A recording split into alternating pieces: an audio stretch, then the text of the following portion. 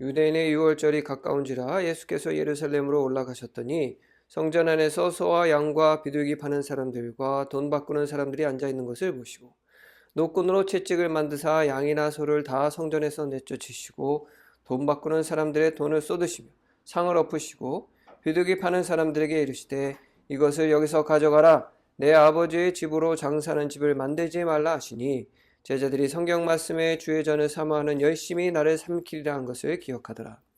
이에 유대인들이 대답하여 예수께 말하기를 내가 이런 일을 행하니 무슨 표적을 우리에게 보이겠느냐. 예수께서 대답하여 이르시되 너희가 이 성전을 헐라 내가 사흘 동안에 일으키리라. 유대인들이 이르되 이 성전은 46년 동안 지었거늘 내가 3일 동안에 일으키겠느냐 하더라. 그러나 예수는 성전된 자기 육체를 가리켜 말씀하신 것이라. 죽은 자 가운데서 살아나신 후에야 제자들이 이 말씀하신 것을 기억하고 성경과 예수께서 하신 말씀을 믿었더라. 아멘. 오늘 함께 읽으신 말씀은 예수님께서 공생애 동안 하셨던 일 중에서 가장 어떻게 보면 잘 알려져 있는 또 유명한 사건이라도 볼 수 있을 것 같습니다. 바로 성전을 정결하게 하신 이 사건이죠. 성전 뜰 안에서 오늘 본문에 보니까 상인들이 재물을 팔고 제사에 드릴 동물들을 팔고 또 환전하고 있는 모습을 보시고 예수님께서 오늘 보니까 직접 그 자리에서 만드신 칙직을 가지시고 동물을 쫓고 상인들을 몰아내고 환전하고 있던 사람들의 상을 뒤엎는 어떻게 보면 굉장히 공격적인 그런 모습을 취하고 계신 것을 우리가 알 수가 있습니다. 언뜻 보면 예수님께서 막 그 분노에 잠식돼 가지고 이런 행동을 하시고 있는 것처럼 보일 수도 있죠. 그래서 많은 분들이 이 상인을 공격하고 동물을 쫓고 상을 뒤집고 이런 모습을 보고 예수님께서 분노가 너무 차가지고 마치 이성을 잃은 사람처럼 이렇게 표현하는 경우가 있습니다. 굉장히 유명한 예수님을 표현한 영화에도 그런 모습으로 나오죠. 그런데 오늘 저는 한 가지 분명히 해두고 싶은 것이 있는데요. 예수님께서는 우리가 오해할 수 있는 것처럼 분노에 잠식돼서 이렇게 성전을 막 뒤집어 엎고 막 화를 내고 욕을 하고 그랬던 것은 아니라는 걸 여러분들하고 분명히 좀 해두고 싶습니다. 예수님께서는 완전한 신이시고 완전한 사람이시죠. 완전한 사람이라는 얘기는 우리처럼 분노에 잠식돼서 이성을 잃을 가능성도 있다는 얘기긴 합니다. 그럴 수 있을 가능성은 있어요. 그래서 이렇게도 많이 표현하는데 하지만 분명히 말씀드리지만 예수님께서는 완벽한 인간이십니다. 그래서 이성을 잃는 일은 있을 수 없어요, 사실. 감정적으로 행동을 하거나 이런 분은 아니십니다. 우리가 어디를 통해서 알 수 있냐면 예수님께서 십자가에 못 박히실 당시에 예수님 앞에서 존엄하고 있는 군인과 이스라엘 백성들을 향해서 뭐라고 얘기하셨죠? 저들을 용서해달라. 왜? 그들이 뭘 하는지를 모른다라고 얘기하셨습니다. 어떤 사람들입니까? 자기를 조롱하고 채찍질하고 그렇게 은혜를 베풀었는데 배신하고 심지어 제자 중에 한 명 배신까지 했죠. 그리고 머리에는 가시면류관을 씌워놓고 또 편말에는 뭐라고 써놨습니까? 가짜왕 이렇게 써놓은 사람을 향해서 절대로 한 번도 화를 내신 적이 없습니다. 그런 분이 성전에서 과연 이성을 잃고 화가 나서 그렇게 행동을 하셨을까요? 아닙니다. 그럴 수는 없죠. 예수님께서 그럼 왜 이렇게 행동하셨느냐? 분명히 이스라엘 백성들과 그리고 또 앞으로 그 일을 되새길 많은 사람들에게 말씀하시고자 하는 그런 분명한 뜻이 있기 때문에 이렇게 행동을 하셨다는 거죠. 그리고 여러분들 그 사업하시는 분들은 다 알지만 끈질기죠. 만약에 예수님께서 이렇게 하지 않았다고 한다면 그날 그 시간에 그 사람들을 다 몰아낼 수는 없었을 겁니다. 생각을 해보십시오. 몇 년 동안 거기서 장사했던 사람들이 아무리 예수님이 유명하지만 가가지고 야 너희들 나가 그런다고 나가겠습니까? 그럼 뭐 동물들이 정리가 되겠어요? 예수님이 나간다고 그래가지고 동물들 바리바리 싸고 돈 바리바리 싸가지고 나갔겠습니까? 예수님께서 이렇게 하시지 않았으면 정리가 안 됐겠죠. 그래서 이 부분을 두고 예수님께서 화를 내셨대, 이성을 잃으셨대. 이 부분에만 자꾸만 집중들 하시려고 하는데 그거는 절대로 아니고요. 우리가 이 예수님께서 하신 이 일, 왜 이렇게 급진적으로 갑작스럽게 이런 행동을 하셨어야만 했는지 그 안에 담겨 있는 뜻을 우리가 알 필요가 있습니다. 사실 예수님께서 이렇게 행동하신 데는 두 가지 이유가 있습니다. 한 가지는 딱 눈으로 봐도 알겠는 그 뜻을 전하고 했던 거고요. 또 한 가지는 제자들이 성령을 받고서야만 이해할 수 있었던, 그때 당시에는 숨겨져 있었던 그 뜻을 위해서 이런 행동을 하셨죠. 자, 첫 번째 딱 봐도 알 수 있는 것, 그건 뭐냐? 예수님께서 사람들에게 상기시켜주고 잊지 않게 만드시기 위해서 이런 행동을 하셨는데 그건 뭐냐? 바로 성전은 하나님의 집이다라는 사실입니다. 예수님께서 이 사람들 다 몰아넣은 다음에 뭐라고 하셨습니까? 내 아버지의 집으로 장사하는 집을 만들지 말라라고 말씀하시죠. 아버지의 집을 장사하는 집. 성전은 어떤 곳입니까? 하나님을 만나는 곳이에요. 이스라엘 백성들이 1년에 3번씩 예루살렘 성전으로 오는 이유는 뭡니까? 딱 한 가지. 하나님을 만나러 오는 거죠. 왜 하나님을 만나러 여기에 옵니까? 왜? 하나님께서 이 지상에 그때 당시 임재하셨던 유일한 장소가 어딥니까? 바로 예루살렘 성전이었어요. 이 세상에서 이 땅에 있는 가장 성스러운 곳, 하나님께서 임재하실 수 있는 그 어떤 성적인 성스러운 그런 조건을 가지고 있는 유일한 장소, 그게 어디냐? 바로 예루살렘 성전이라는 거죠. 사실은요, 우리가 그 예루살렘, 도시 예루살렘 이렇게 얘기하지만 예루살렘 도시가 존재하는 이유가 뭐냐? 성전이 있기 때문이에요. 예루살렘 그 성벽을 둘러싸고 있는 이유가 뭡니까? 그곳에 성전이 있기 때문에 성전을 보호하고 도시 전체가 성전을 지원하기 위해서 예루살렘 도시가 존재하는 거죠. 성전이 없으면 예루살렘 도시도 있을 필요가 없는 겁니다. 그럼 예루살렘 그 도시 존재 자체가 무엇 때문이냐? 바로 성전이 있기 때문이라는 거죠. 그런데 예수님께서 그러한 예루살렘에 입성하시고 그리고 성전에 들어갔더니 그것이 하나님의 집이 아니라 지금 어떻게 돼 있다는 거예요? 그냥 시장 바닥이 돼 있었다는 겁니다. 상인들이 있고 돈을 환전하는 사람이 있고, 근데 그게 그냥 상인이에요? 동물 파는 거 아니에요? 그럼 여러분들 생각을 해보십시오. 그때 당시가 지금처럼 뭐 동물들을 막 깔끔하게 막 관리를 하고 뭐 동물들 대변이나 배변을 이렇게 냄새 안 나게 처리할 수 있는 뭐 배변 패드가 있기를 합니까? 뭐가 있습니까? 이렇게 막 모래 깔아놓고 이런 그 뭐 풀 같은 거 깔아놨을 거 아니에요, 그죠?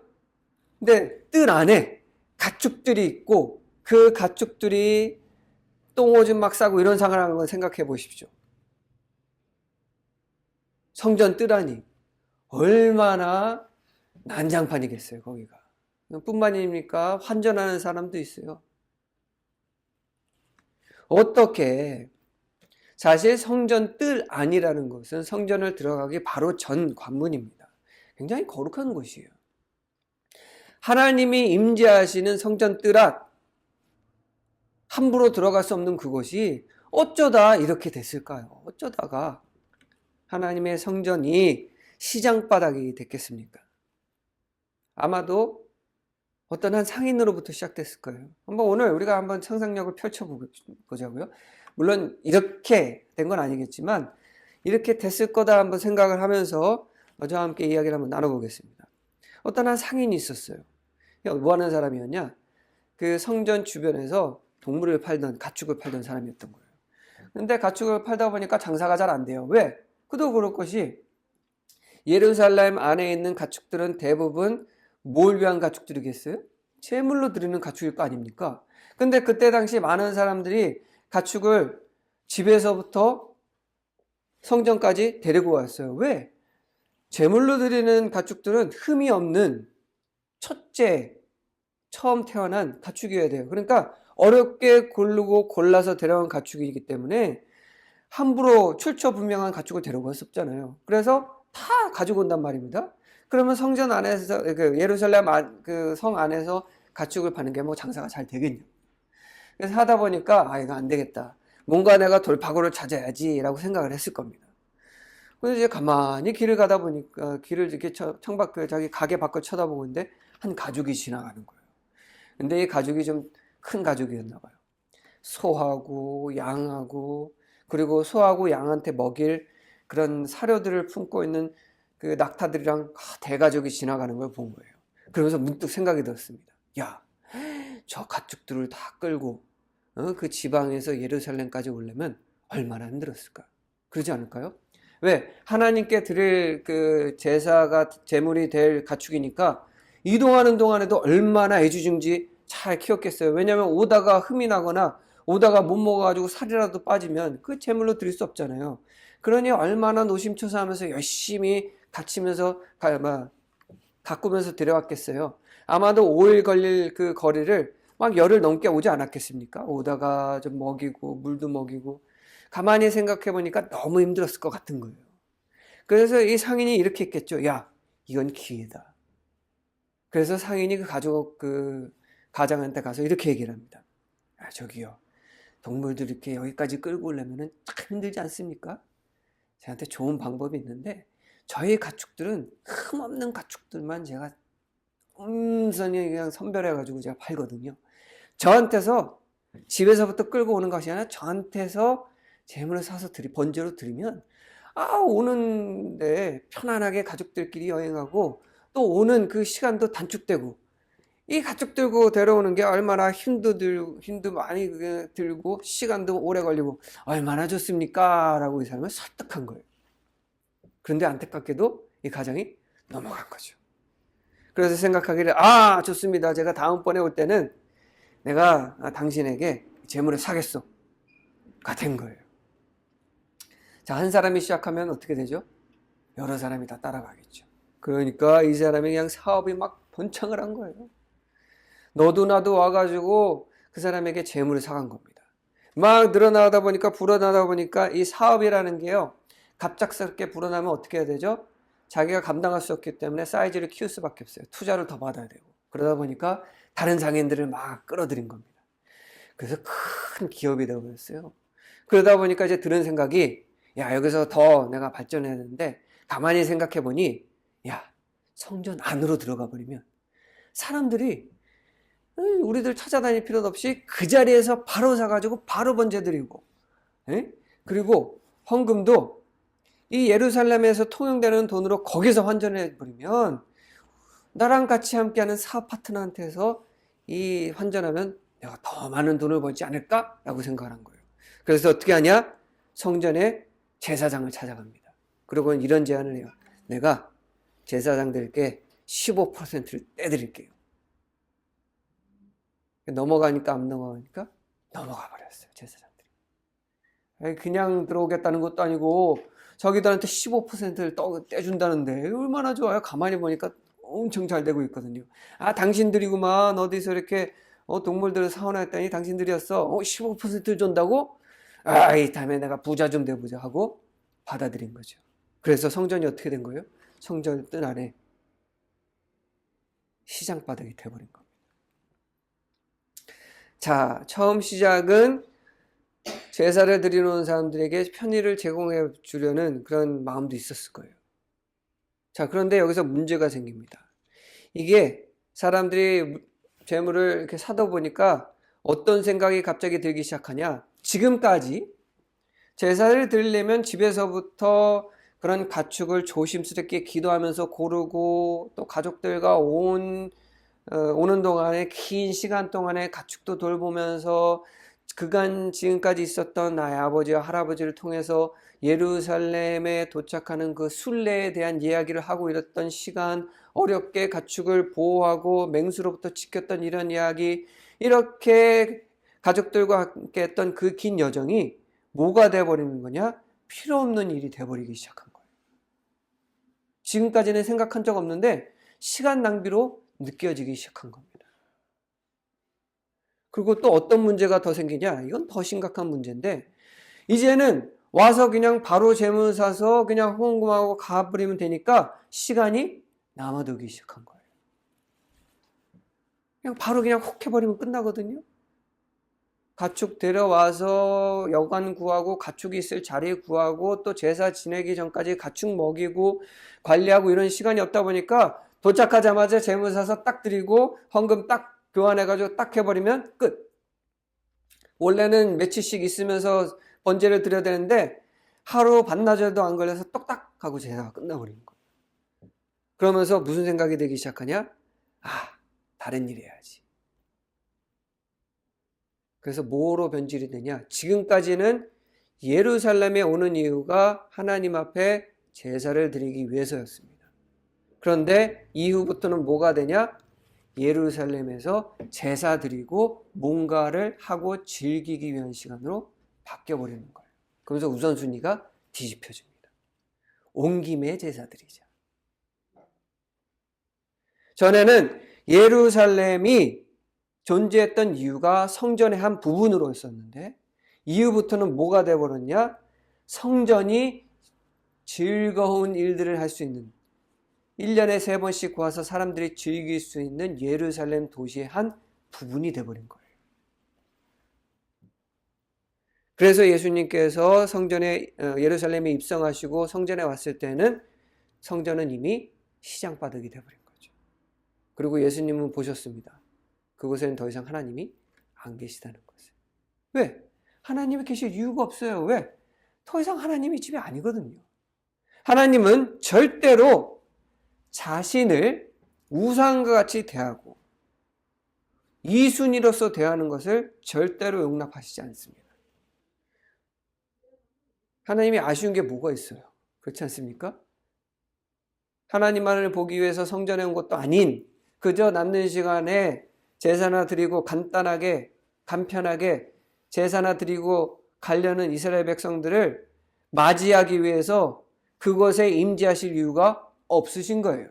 그렇기 때문에 더 이상 하나님께서는 그곳에 안 계셨다는 겁니다. 그건 더 이상 하나님의 집이 아니었다라는 거예요. 그냥 물건 주고 파는 시장바닥이 되어버린 거죠. 여러분들 예수님께서 사역하는 그 3년 동안에 예수님께서 수많은 사람들을 병자들을 고치시고 수많은 귀신들을 쫓았다고 합니다. 여러분들 일생에 귀신 들린 사람 몇 번 보셨어요? 한번 가만히 생각해 보십시오. 귀신 들린 사람 몇 번이나 보셨습니까? 저는 어렸을 때 딱 한 번 봤어요. 근데 여러분들 귀신 들린 사람 본 적 있어요? 거의 없지 않습니까? 근데 예수님께서 사역하실 때는 귀신 들린 사람들 엄청 몰아내셨습니다. 무슨 얘기예요? 영적으로 불안한 시대라는 거죠. 많은 사람들이 병들어 있었고 그리고 또 그때 당시 예루살렘은 어떤 상태였습니까? 로마에게 지배를 받고 있던 상황이에요. 하나님의 백성인 이스라엘 백성들의 삶이 귀신으로 가득 차 있고 병으로 가득 차 있고 한 백성이 한 나라에 노예가 되어 있는 상황이에요. 왜 그럴까요 도대체? 그 모든 이유를 예루살렘 사람들은 누구에게 있다고 했느냐? 로마 사람들에게 있다고 얘기했지만 실상은 뭐예요? 자신들이 불러일으킨 일이에요. 왜? 성전을 시장바닥으로 만들었으니 그것에 더 이상 누가 안 계신 거예요? 하나님이 안 계신 거예요. 하나님이 그들과 함께 하지 않는데 그들의 삶이 예전과 같은 영광을 누릴 수 있겠습니까? 다윗의 시대와 같을 수가 있겠어요? 절대로 그럴 수 없죠. 오늘 예수님께서는 그 문제조차도 인식하지 못하는 이스라엘 백성들에게 또 제사장들에게 그것을 깨닫게 하기 위해서 이렇게 급진적으로 성전 뜰 안에서 상을 엎으시고 그리고 상인들을 쫓아내고 동물들을 쫓아내신 겁니다. 그리고 두 번째 숨겨져 있던 예수님께서 말씀하시고자 하는 것. 예수님께서 이렇게 상인들 다 몰아내니까 제사장들이 와가지고 얘기하죠. 네가 이러는 이 행동에 대한 정당한 그런 이유를 증명할 수 있는 어떤 사인을 한번 보여줘 봐라. 근데 이게 너무 웃긴 얘기예요. 제사장들이 성전 아니니까 봤을 거 아닙니까? 예수님께서 상 뒤집고 막 자기 동업자들 상인 막 쫓아내고 막 이런 거 봤을 거 아니에요. 근데 아무것도 못했어요. 왜? 예수님이 무섭거든. 뭔지는 모르겠는데 자기들은 잘 모르겠는데 이렇게 권위 있게 행동하는 예수님을 아무도 못 막았어요. 거기 얼마나 많은 사람이 있겠습니까? 예수님이 막 그렇게 막 하는데 벌벌벌 떨고 가만히 있다가 한다는 얘기가, 네가 뭔데? 이럴 거면 좀 뭐 능력 좀 보여줘봐. 그랬더니 예수님께서 뭐라고 얘기하십니까? 야, 너희가 이 성전을 헐라. 내가 사흘 동안에 일으키리라. 라고 말씀하신 거예요. 이게 말이 되는 얘기입니까? 사실은 말이 안 돼요. 왜? 제사장이 그러잖아요. 46년 동안 졌는데 3일 만에 어떻게 이걸 세우겠느냐라고 얘기하죠. 그런데 예수님께서 여기서 말씀하신 성전은 그때 당시 아무도 이해 못했지만 무엇을 두고 말씀하시는 거냐? 바로 자신의 몸을 두고 하신 말씀입니다. 여기서 예수님께서 말씀하시고자 한 숨겨진 뜻이 발견되는데 뭐냐? 이제는 성전은 예루살렘 성전이라는 건물이 아니라는 겁니다. 자, 이건 너무나도 당연한 얘기예요. 왜냐? 성전에 하나님이 이제 계세요, 안 계세요? 안 계세요. 왜? 시장 바닥으로 만들어 버렸거든요. 하나님이 거기에 계실 이유가 없어요. 우리가 아무리 원한다 한들. 자, 그러면 이제 하나님이 계신 곳은 어디입니까? 바로 예수 그리스도 안에 계세요. 자, 하나님이 계신 곳이 성전이라고 한다면 당연히 성전은 뭐가 되는 겁니까? 예수님 자신이 바로 성전이 되는 거예요. 그렇기 때문에 예수님께서는 이 성전을 헐라 3일 만에 세우겠다. 무슨 얘기입니까? 예수님께서 십자가에 못 박혀 돌아가셔도 3일 만에 부활하신다라고 말씀하시는 겁니다. 여기서 우리에게 뭘 말씀하시냐? 이제 새로운 성전은 예수 그리스도이다. 자, 당시 제자들은 이해를 못했습니다. 이건 무슨 말이지? 왜냐? 이스라엘 백성들에게 있어서는 인간의 몸이 성전이 된다?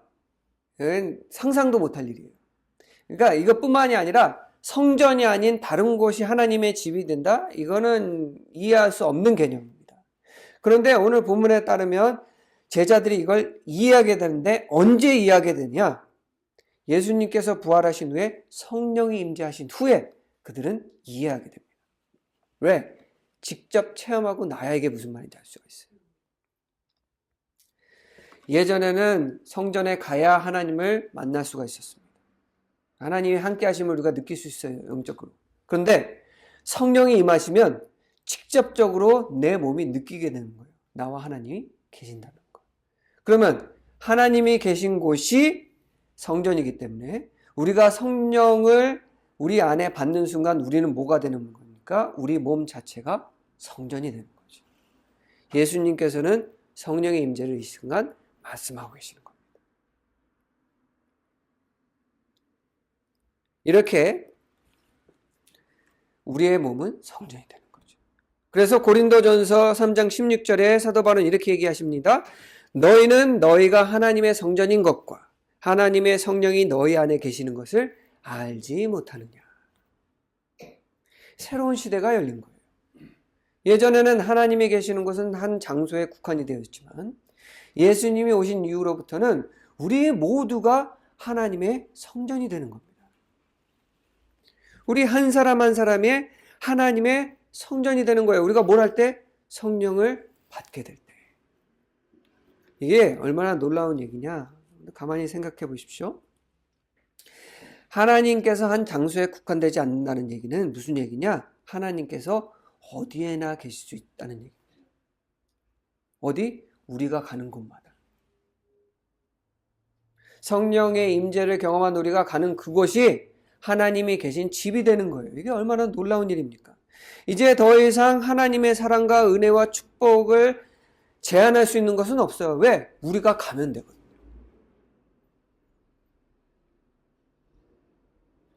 우리나라도 그 축복을 혜택을 받은 나라 중에 하나죠. 우리나라의 수많은 선교사님들이 우리나라에 들어오게 되면서 우리나라가 하나님의 놀라운 은혜와 축복을 충만하게 받았습니다. 왜? 그 성전이 우리에게 왔기 때문에. 이게 얼마나 재밌어요. 하나님의 집이 걸어오는 거예요. 하나님의 집에 배 타고 오는 거예요. 하나님의 집이 비행기 타고 직접 오는 겁니다. 내가 있는 곳에. 전 세계에 하나님의 집이 세워지는 거예요. 이 일이 없었다고 한다면 지금까지도 우리는 하나님을 만나려면 어디를 가야 되는 거예요? 예루살렘에 가야 되는 거예요. 놀라운 역사가 여기서 시작되는 거죠. 우리는 단순히 예수님께서 성전에서 화냈다 이렇게 생각할 수 있지만 이 순간은 지금 역사가 쓰여지는 순간입니다. 예수님께서 선포하시는 거예요. 우리 스스로 우리 자신이 하나님의 성전이 된다. 우리가 가는 곳곳마다 하나님이 임하신다. 예수님께서 선포하시는 겁니다. 이렇게 되면 우리는요, 더욱더 하나님과 가깝게 되는 거예요. 그렇지 않습니까? 뭐 예루살렘에 갈 필요도 없어요. 지금 이 순간 내가 있는 곳에 하나님이 함께 하시는 거예요. 내가 하는 기도를 하나님께서 들으시는 겁니다. 예전에는 소, 당나귀 뭐 이런 것, 소, 양, 뭐 비둘기 이거 끌고 가야 하나님께서 내 기도를 들으셨는데 이제는 그냥 내가 있는 곳에서 눈을 감고 있든 뜨고 있든 내가 숨어 있든 내가 뭐 하늘 위에 있든 비행기 타고 날아가고 있든 그곳에서 내가 기도하는 것은 하나님께서 들으신다는 겁니다. 그러니 얼마나 놀라운 은혜와 축복이 함께 있습니까? 하나님의 사랑과 축복에 항상 우리가 노출되어 있다는 거예요. 얼마나 감사한 일입니까? 그런데 성전에서 예수님께서 하신 말씀은 우리는 더욱더 잊지 말아야 되는 또 이유이기도 합니다. 자, 가만히 보세요. 예루살렘 성전은 딱 전 세계에 한 곳밖에 없습니다. 그리고 그렇게 크지도 않아요, 상대적으로. 그런 그것을 이스라엘 백성들은 더럽혔습니다. 자, 그러면 우리의 몸이 이제 하나님의 성전인데 하나님의 집을 더럽히기가 더 훨씬 쉬워졌다는 얘기예요. 왜? 우리 모두가 각자 하나님의 집이 되는 거기 때문에 하나님이 집이 더럽혀지는 게 더 쉬워졌다는 얘기죠. 그래서 더 우리에게는 이 말은 경고와도 같은 말씀이 되는 겁니다. 요즘 그 사회 전반적으로 문화가 이런 문화예요. 나의 행복과 나의 즐거움을 위해서 나의 몸을 마음대로 쓰는 그런 문화가 요즘 문화이지 않습니까? 저 어렸을 때만 해도 뭐 나의 그런 즐겁과 나의 즐거움과 나의 욕구를 채우기 위해서 몸을 함부로 한다? 이런 거 쉬운 일 아니었지만 요새 보십시오. 그냥 뭐 즐겁기만 하면 서스럼없이 하지 않습니까? 요새 그 소셜미디어나 이런 데 보면은 스릴을 즐기는 청년들 굉장히 많아요. 잠깐 순간의 스릴을 위해서 막 높은 건물에서 파쿠르를 하거든요. 점프를 하고 막 높은 데에 매달려 있고 그래서 실제로 높은 건물에서 매달렸다 떨어져 가지고 죽는 친구들, 젊은 친구들 막 10대, 20대 이런 친구들 굉장히 많습니다. 그리고 몸에 그런 잠깐 동안 느낄 수 있는 그 즐거움과 그리고 또 그 외모의 변화를 위해서 돌이킬 수 없는 그런 수술을 하는 친구들도 굉장히 많죠.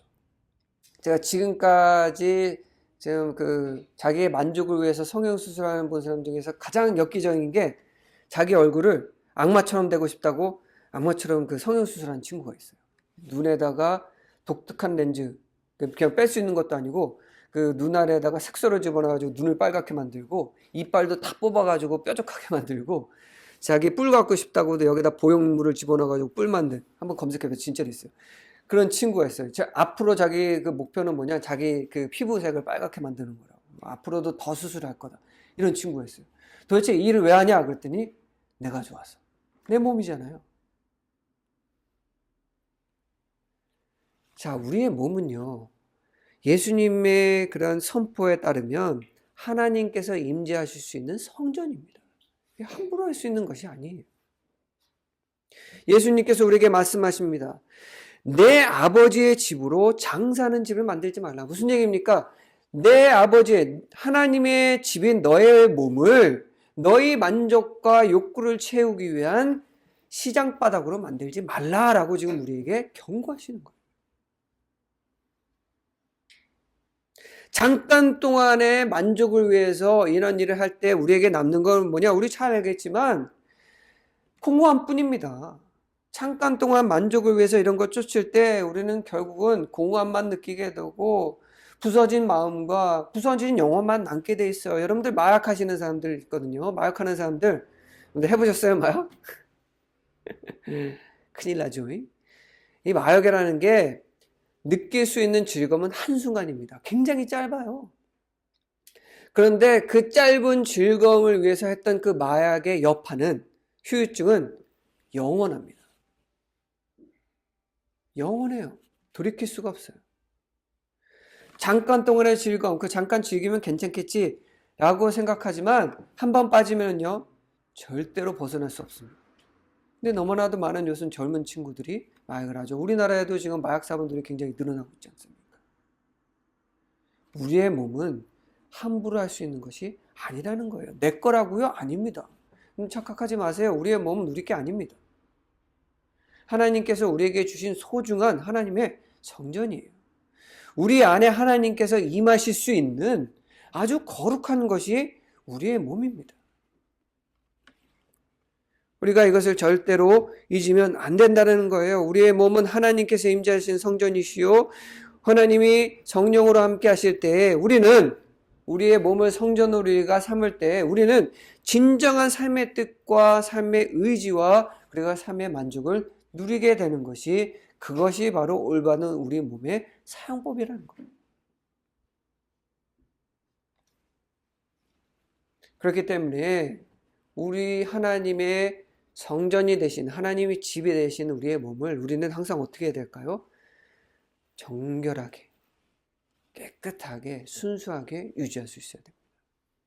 왜 그렇지 않으면 예루살렘 성전이 시장바닥이 됐던 것처럼 하나님께서 우리와 함께 하실 수 없는 곳이 되어버리거든요. 이 사실을 여러분들 기억하시기 바랍니다. 여러분들이 너무나도 싫어하는 여러분들에게 자꾸만 고통을 주는 누군가에게 욕을 그냥 냅다 박아버리기 전에 나의 입이 나의 이 몸이 하나님께서 임하시는 성전이라는 것을 기억하시기 바랍니다.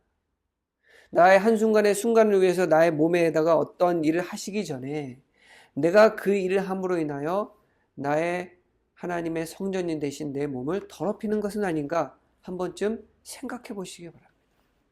아름답게 가꿔야 할 나의 몸이 하나님이 발조차도 드릴 수 없는 것이 되게 된다면 우리가 얻을 수 있는 하나님의 은혜와 축복은 어디에 있겠습니까? 그것을 생각하시는 여러분들이 되시기를. 그래서 그러한 우리를 보고 세상 사람들 또한 예수님께서 오늘 하셨던 것처럼 세상 사람들 또한 본인들의 육신이 본인들 맘대로 할 수 있는 것이 아니라 하나님께서 임재하시는 놀라운 은혜와 축복의 통로가 되는 하나님의 전이라는 것을 성전이라는 것을 깨달을 수 있도록 알려줄 수 있는 본이 되는 이 땅의 빛과 소금이 되는 여러분들이 되시기를 간절히 축원합니다. 기도하겠습니다.